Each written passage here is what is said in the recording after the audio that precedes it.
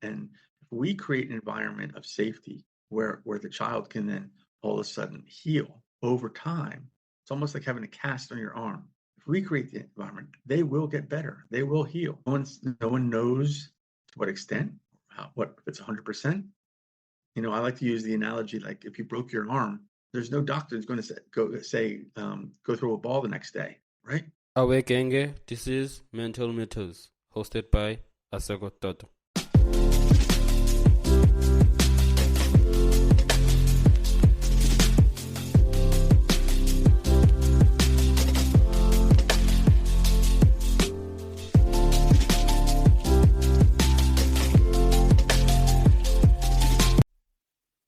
Hello everyone, welcome to another episode of Mental Matters. I'm your host, Scotty, and before we dive into today's incredible conversation, I have a small favor to ask.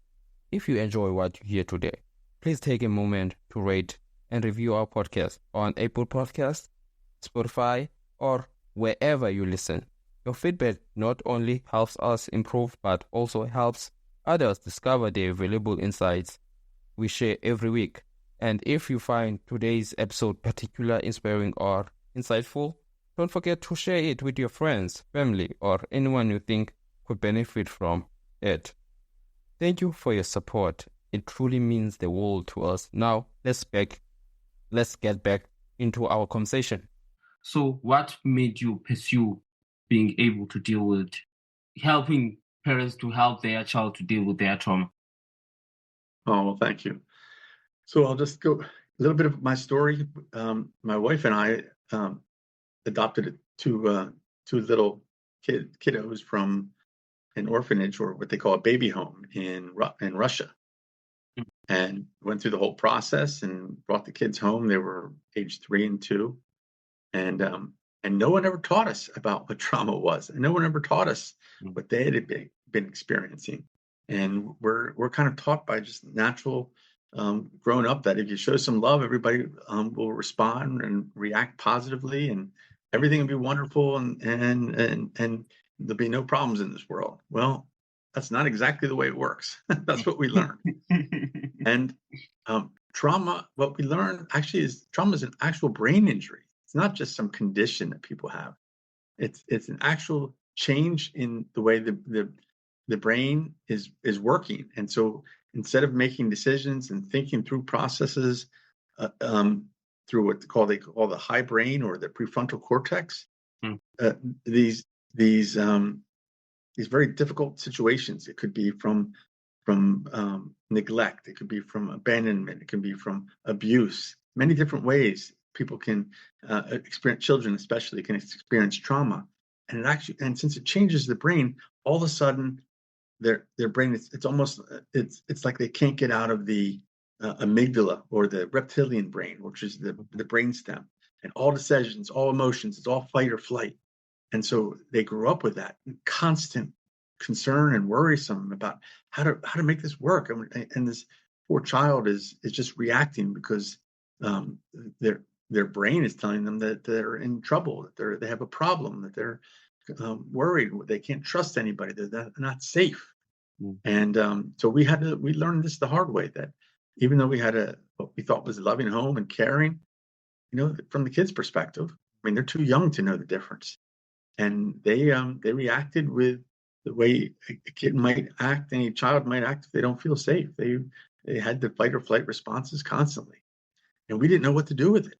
And we had almost gotten to the point where, in the local area, we have what's called child services. They were coming by all the time because of the outbursts and the outreach and the problems with other kids and in institutions and other people. And they were almost at the point where the local judge was going to take away our kids from us and put them in a foster home or something similar. And at that point, at that crisis point, I think the judge even looked at me and said, "Are you really going to let this happen?" And that's when I knew we had to change. And what I learned, and I did a lot of studying and a lot of talking to other people and understand the experts, and we have a neuroscientist that we follow. What we learned is that the change really has to come from the parents. And if we create an environment of safety where the child can then all of a sudden heal over time, it's almost like having a cast on your arm. If we create the environment, they will get better. They will heal. No one knows to what extent, what if it's 100%. But I like to use the analogy, like if you broke your arm, there's no doctor that's going to go throw a ball the next day, right? If you break your leg, no one's going to say go kick the football the next day. It needs to heal, and trauma is the same way with children. And the really good news is that the brain is so manageable, malleable. It can grow back. It can heal. It can make other changes, other synapses, where a child can overcome much of the trauma that they've experienced. You mentioned something very important in terms of actually it's the thing of trauma is a mental injury. It's something that I guess yesterday said Crystal, whereas we were speaking about men's mental health, and I found it quite interesting because yesterday it was my first time hearing the word, and sometimes we don't think about it that much in terms of trauma. It's quite difficult to just acknowledge that a person is going through trauma, and sometimes, and also something that you actually touched on is adoption. And as much as there are stories about the side of parents in terms of, oh God, they adopted someone in different countries and such things. And one thing that they leave is the fact of the other side of the child in terms of what has the child what is the history of the child. And it goes back to a guest that I had, Shannon, whereas she was on the verge of finding her mother, of not knowing her mother, and she didn't feel like she was in a safe environment, as you've said, that try to create that safe environment. So in terms of the best outs, and also I'd like to reference again on a video that I saw on, I think it was TikTok. It was from a movie or a series. So this black guy was in a way adopted by a white family, and that white family has a child also. So this guy was having these best outs, and at age of 14, they decided to give him up to adoption, and he didn't know that when he came back and realized that sometimes I feel like one thing that I realize is the fact that it's hard for other people to understand that. I understand trauma in terms of, in a way, I believe that they are not ready for the conversation of sitting down and talking about it. What does it do to a person? How do you recover from it? How do you recognize a person that has one trauma? And that thing not only affects the family, but also affects the individual that went through trauma, because that feeling was not what it was ignored in a way of it was not dealt with. At the long run, it ends up affecting their friendships, their relationships, and not being able to lead in terms of suicide, not thinking that they are enough, having those negative thoughts. So going back to your story, what made you adopt children from Russia? Why didn't you adopt from the States? I'm sure. And it was really more of a logistics issue, but we had a heart for, and this was part of our faith. We happen to be Christian, and we felt it was important. There were so many kids out there that needed help and support and caring for, and it was just an issue for us in terms of international adoption at that time, which was about 15 years ago, 14 or 15 years ago.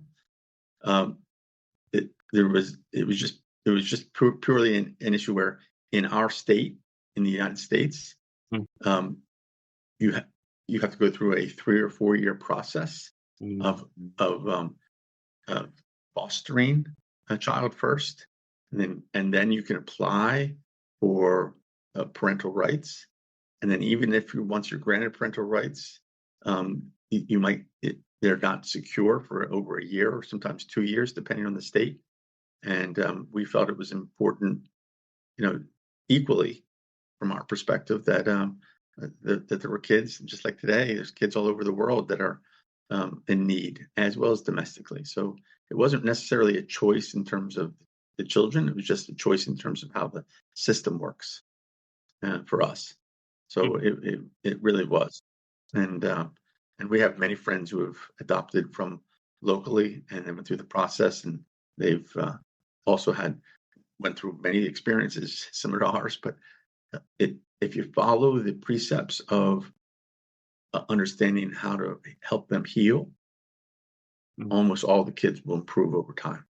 And that's the key. And as it turns out, it's relationships. It's positive, safe relationships that oftentimes what happens with these kids, and it happens with adults as well, but adults specifically for kids, is because the trauma occurs and therefore the way the brain reacts to issues and confrontations in a fight or flight mode. You have to create the opposite effect over time. You have to create an environment where they feel safe. They're not getting what I call re-traumatized. I'm sorry, the light just went out.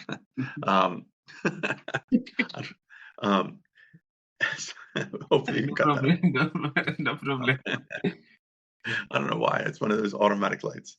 And what happens with a lot of these kids is they get put in environments where they don't feel safe. And so oftentimes, for example, our son had a terrible time at elementary school, at the first school, because he didn't feel safe. And so even though we thought we were giving him love and care, we were actually putting him in a position where he was getting re-traumatized every day on the bus, in the play area, over lunchtime, in the hallways, and even in classrooms and group activities. He'd be over and over again feel unsafe. And when they feel unsafe, then their trauma is reminded and doesn't improve. Only when we made the decision and really understood what trauma was, that made all the difference in the world. We sent them to a special school in our area. It's called Lakeside. And it's a trauma school specifically. And they do all the teaching around the understanding of what trauma is. There's some places around our country that does it, some places around the world that do it. I know we do training throughout the world. But it gives parents and educators an understanding of, well, what do you do? How do you create an environment where they're not at home, but they can still be safe? That's the key. Can they be safe, and they have relationships? And that is the key. And over time, if we can do those two key areas, the child will heal. And if they heal, they'll get better. And in terms of not in an environment of not feeling safe, I feel like children have this thing of being taught how to react to other people.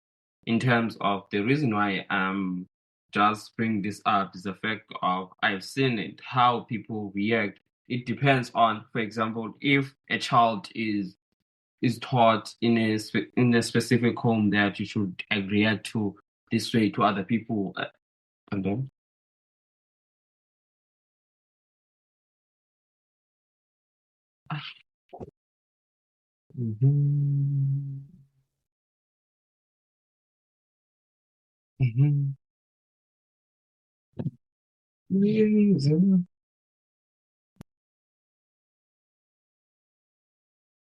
Hello, you just went out. Yeah, so I'm back. As I was, Zoom is sometimes, Zoom can be tricky. yeah, Zoom. I know. And you don't need to stress about that. As I was saying, that in terms of a child of being brought up the way they were brought up, for example, for you adopted children from Russia and definitely from the States, they would be perceived as in a different way, and parents have this thing of influencing children to react to kids in a certain way. And I feel like at some point we need to blame parents rather than the children, because the parents are, I would say, how can I put it, are responsible of teaching children of a specific way to treat others, because you cannot treat others badly thinking that you will be treated well. And still on the conversation of adoption, how did your experience of adopting these two Russian children in terms of trauma, how did it shape it? What in terms of your understanding, sir? Oh, thank you. Well, it completely changed our perspective about how to treat people, how to relate to people, and how to understand that we don't know what journey another person is on. Right? These kids, they're just kids. You think we've been told what to do and how to do things all our lives, and that as parents we have to be in control and we have to have the authority and all these other kind of things. But you realize that sometimes that's just talk, and until you really get down to understand how a person feels and reacts and relates, you never know. And by being open to change, it opens everything for how you relate to people in general. And so, for one of the things we learned about trauma is that when a child, and this goes for adults too, but they follow the 3 R's, right? Regulation, relationship, reason. And meaning oftentimes a child will be what they call dysregulated. They'll be emotionally unable to respond because they're reacting out of their amygdala, out of the reptilian brain. That creates an inability to reason or discuss things on a logical way. So the first thing we have to do as parents or caregivers or teachers is first calm them down, get them regulated, get them breathing properly, get them feeling that everything's going to be okay. And the second thing is to develop that trust barrier, because they were been in some way, shape, or form abused or neglected or abandoned. You have to constantly be working on the relationship. So once they've gotten regulated, once they have that relationship where they trust who they're working with, then you can reason. And then you can understand about teaching. Remember, in our world, discipline is not punishment. Discipline is teaching. And so if they do something wrong, if there's a problem, it's an opportunity to do it over and not make them feel bad about it, but then have them learn about it. One of the things we've learned is that with trauma, all consequences are bad. Good consequences and bad consequences. Because kids in trauma who are living off their the reptilian brain or in a problem with a fight or flight can't respond to that consequence. So therefore you remove the consequence and you work on the relationship. And even if they do something wrong, there's nothing wrong with incentives or so. There's nothing wrong with doing something right together. But we got to get away from the power relationship where we're in charge and the child has to do what we're telling them to do, because that doesn't work. That just creates more traumatization that causes.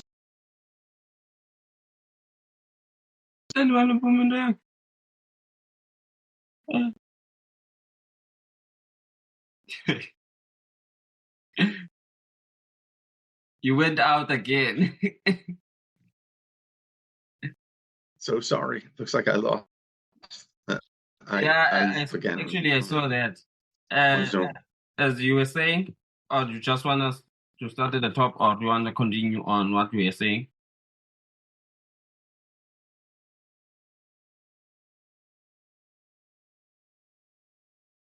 Can you hear me? Hello?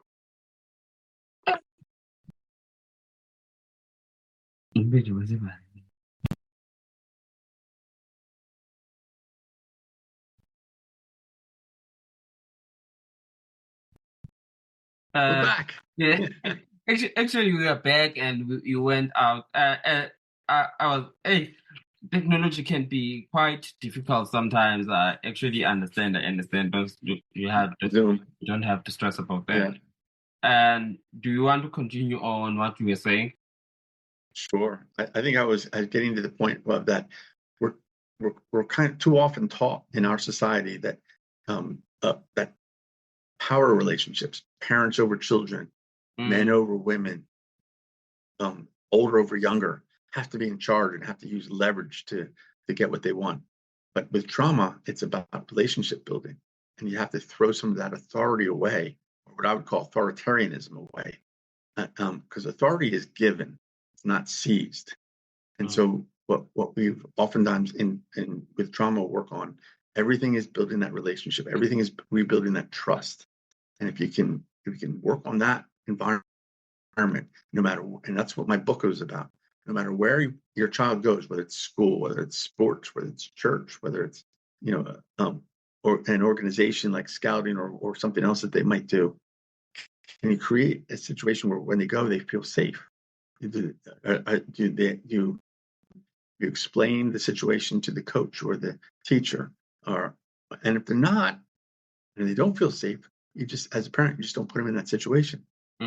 Because what happens is, again, I preach over and over again about re-traumatization. It's almost like swimming in quicksand. It doesn't matter how many good things you do, it's how many bad things you can take away, how many negative things you can eliminate.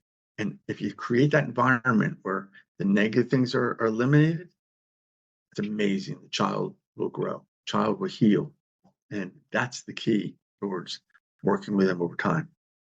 And that's where I came up with the concept and the trademark of positive, safe relationships. And that's what we've put together for our situation. And it's all based on, in case any of your readers and podcast listeners want to look up a gentleman named Bruce Perry, Perry. He's our neuroscientist that we follow. He finished a book a couple of years ago with Oprah about trauma and adults. And then you can learn all the science about it from his website as well. He's a professor down at a university in Texas. So it's understanding the neuroscience and understanding the relationships, and then willing to do it over time, over lots of times. Eliminate the negatives, create areas of safety, and the child will improve. And you, as you mentioned, the PSR approach, and definitely trying to come up with such approach in a way of assisting parents. I am quite sure it was quite difficult in terms of that. How has this approach helped parents in a way, and also have helped you and your wife in terms of approaching your children that have come across trauma?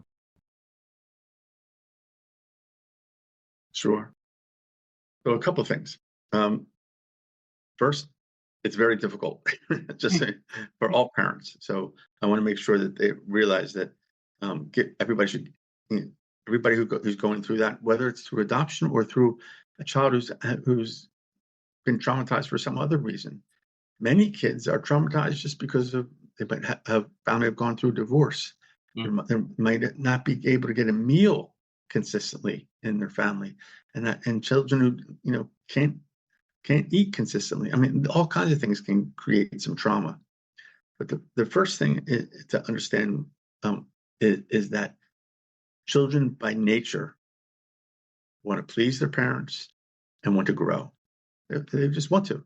And so if we can create an environment where we take away the negatives, we put some positive relationships in their lives, they will improve and grow. One of the things we teach people is to first understanding the principle that the value of your love is not dependent on your child's response.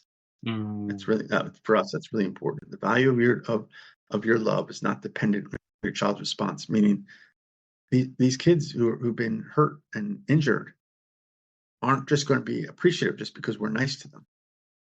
That's not why we're doing it. We're doing it for the greater whole and for the healing. And so that's step one. Then the PSR is, if you're eliminating the negatives, oftentimes that means, the family doesn't go on an event, doesn't go celebrate at a big party. Sometimes the big family events, there's too much stimulation. There's too much issues there where the child is going to become dysregulated. And so families have to make the long-term decisions about what's best for the healing of my child. And where your broken arm might take 6 weeks, a child with trauma and a brain injury, it might take 20.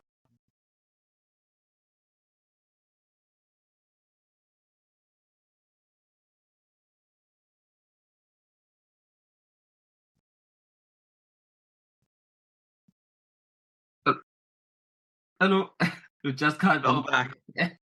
You just cut off again. I don't know what's I'm sorry. actually happening. No problem. I'll be able to just link all these clips together. You don't have to stress. That's great. About that. You don't have to stress about that. And you were saying in terms of, where were you? That parents have to be very intentional. Yeah. In terms of putting their kids in an area where they're not going to get re-traumatized. We didn't learn this. We didn't know this. So when my son was on the school bus, it was a very traumatic experience for him. When he was in as a youngster, when he was in the lunchroom or the play area during school, there was very little oversight. So it was very traumatic for him. And we wonder, well, why isn't he improving? It's, in retrospect, things like that are obvious because he's constantly getting re-traumatized. And that's where we as parents, we as caregivers have to step in and say, I'm only going to put him in positions that he can be safe and we can create that environment for him so he can heal. And that might be homeschool. That might be a special school like Lakeside. That I'm involved with now. But that's really the keys: safety, relationships, time. It's very difficult, but it's well worth it when you see your kids prosper. My kids will be finishing up high school in about a year, and they're now going to the regular school, and they've built resilience over time. They can handle more difficult situations, and they're ready to move on. And that can work great for any family everywhere. The scientists will tell you that the brain is very malleable up through at least age 25, and they're saying even now, even later than that. And so, no matter where you are, where you're from, your subscribers or your friends, your families, anybody out there, it's never too late to start. They can start with the process, with the system, and it'll work.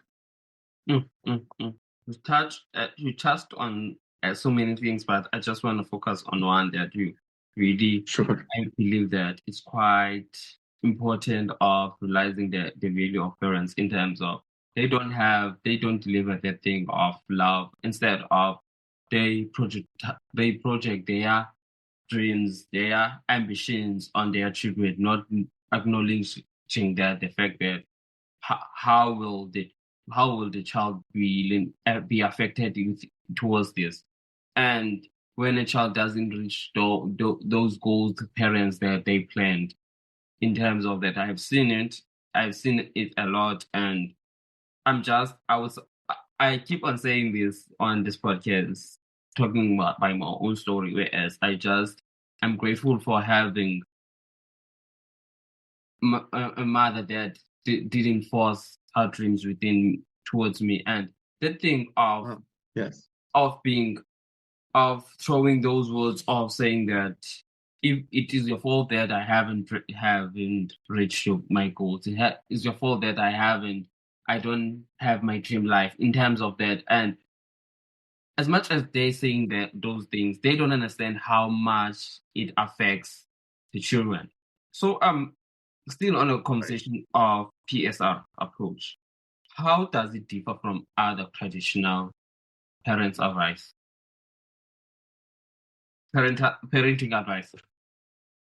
Yes. So what I say and what I've said, what I write in my book is that as opposed to expecting a response from our kids or demanding one or insisting on one, or our ego is built into how they respond to us. I like to turn the question around. I'd say, our kids want to know three things. Do you love me? Do I trust you? Can you help me? And that's really love, hope, and empathy. And those are the principles for raising kids with trauma, not end results, not did they sit up and say thank you, or I love you, or you're the best, or a big hug. It's when they can answer those three questions positively, that's when you know they're on initial growth. And so much of trauma is the caregivers, because they don't know how to build a life around safety and relationship. We're taught from the day one that we have to be in control, that we have to be in charge, that we have to make the rules, right? And children have to obey. And we can get rid of that mindset and instead get down to the relationship. These kids can do so much better and grow so much better, and they will all heal in some way or portion. You spoke about the lake house. You also the lakeside. Something that actually a great school in terms of when it comes to trauma, because on this side there are so many few schools that focus. I wouldn't say I don't know any that focus on trauma in terms of children, but one thing that I'm quite sure of, something that is still struggling on fighting rights in terms of disability. There are so many special schools that really focus on disability, because it's something that is not seen as something that really needs to be there in a way. And people that have disabilities, children that have disabilities, are, I would say, that are at some point disadvantaged. And I just wanna ask this question in terms of the lakeside. So, what are some signs that show that a school is trauma informed? Sure. So their curriculum is built around safety and relationship. So the classrooms have no more than 8 children in a classroom.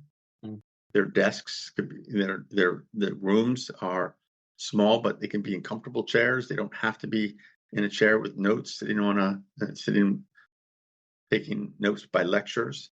When they come into school, every time they come into school, they're being addressed by name.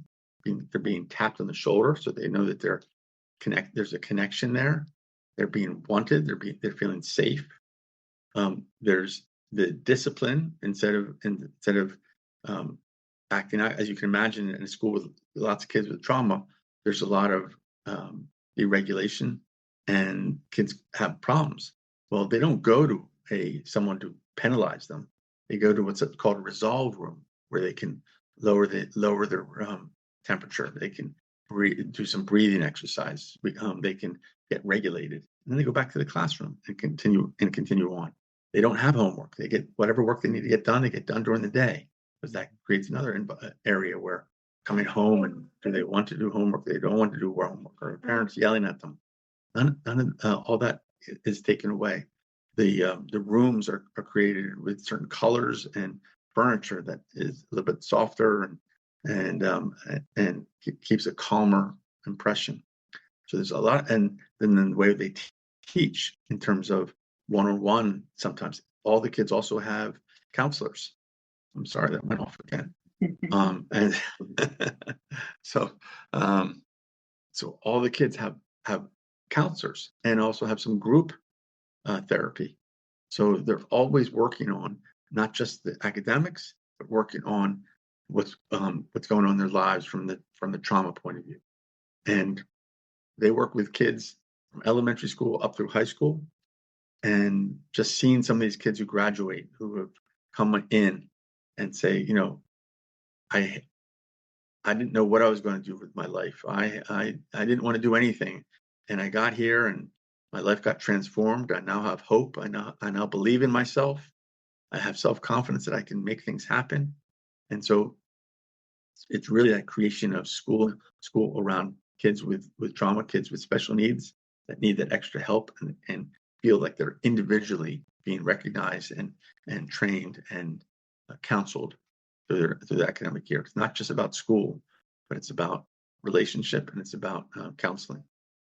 You just and again you mentioned some important things, and it's quite important to just teach children at a early age about healing, what it truly means, how it would benefit you. The reason I'm suggesting this is the fact that I've seen how, as individuals who haven't healed, don't even know the word of healing, what it really means, it has affected so many people, and also it has ended up, I feel like one of the things that influence suicide is the fact that you didn't heal that when you were young. You didn't take care of the trauma wounds that you had, and something that we need to look at. We can't talk about trauma and parenting without talking about the misconceptions. Definitely, there are people out there that have their own conceptions, thinking that they are right. So, what are some misconceptions about parenting children with trauma? Sure. Let me start with a really sad statistic. At least in the United States, it's estimated that 90% of our prison population have either undiagnosed or untreated trauma. So if we don't get them when they're young, they're not going to get better. Bad things don't improve with time. So we need to get, as a country, as a world, as parents, we need to get in there and help the kids when they're young. Because once a child and a young adult lives out of their fight or flight, that's when they react negatively. That's when they create problems. That's when they make bad decisions over and over again. And by addressing it when they're young, we can help them heal and get better by the time they're in their 20s and 30s and moving on in their life. So I wanted to preface what I was saying with that. But some of the various areas, for example, in trauma, we don't really believe in penalizing a child. Oftentimes hopefully most people don't, spanking has gone out of that completely out, but they'll use things like timeouts.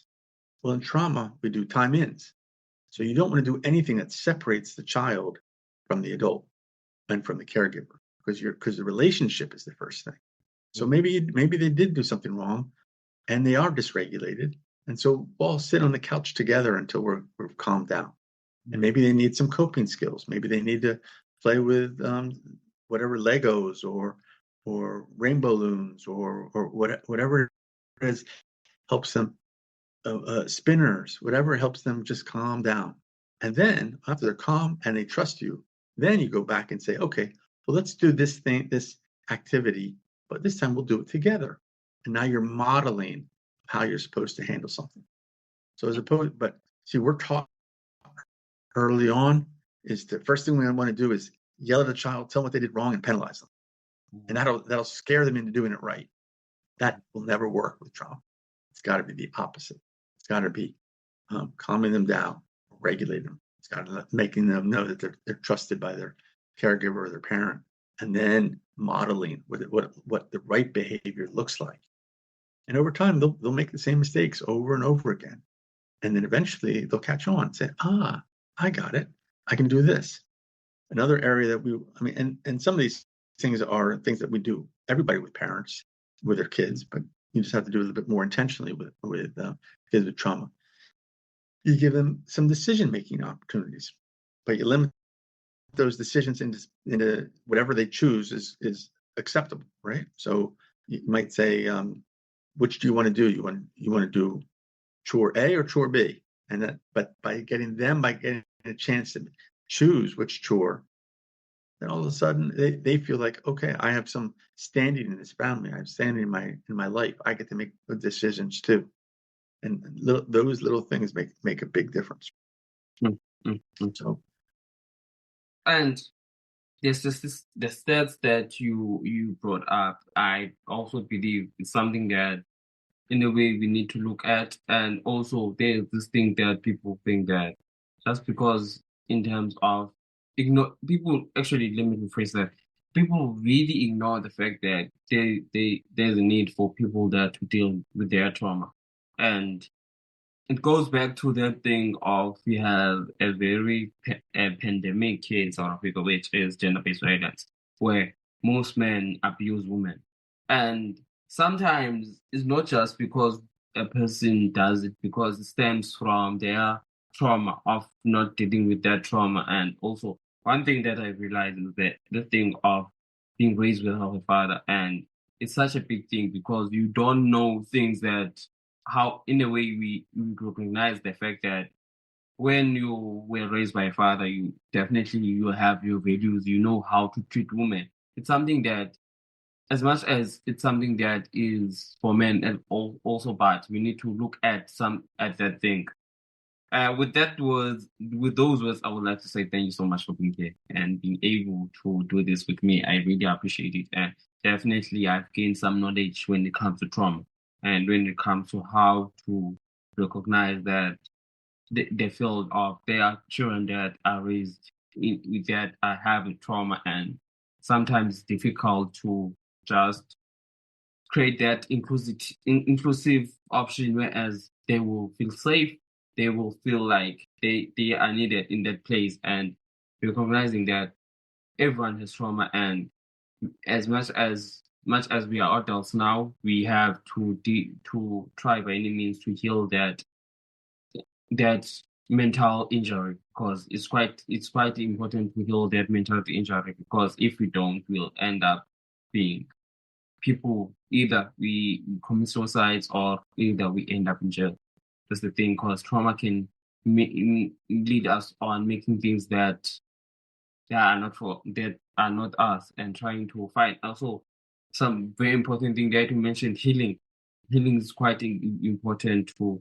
We need to look into that more, and definitely there are people that really struggle when it comes to healing. There are people that struggle when it comes to just recognizing that I'm worth it and I am enough, and I'll in terms of having those positive affirmations of trying to take that step forward of saying that I will pursue healing no matter what. So with those words, I would like to say thank you so much for being here. thank you. And together we can break generational trauma, which is what you're talking about. Very important. And that's the key. Yeah. Well. That thing. Thank you very much. And it gets passed down from one generation to the other. We can do it if we do it together. Yeah, and also something that we don't usually talk about is that traditional trauma of not recognizing that I'm feeling this because my father or my grandfather was like this in a way, and you ignore the fact that instead of changing, you go with how they did things. So it's something that we need to look on to, and I really appreciate you again. I really appreciate you for having here. And also, can you please leave us with your website and your social media? Oh, sure. Well, also, I wrote a book called Where Do We Go From Here? It's about trauma. It's on Amazon. It was number 1 in 8 different categories. And our website is childtraumasherpa.com or ctsherpa.com. And there's all kinds of blogs and information. And we even have a counselor that will be more than happy to talk to anybody about any issue that they're currently going through. So we're on Facebook and Instagram, also under Child Trauma Sherpa. I will just definitely leave that information on the description of this episode. I really appreciate your time, and very kind. Yeah.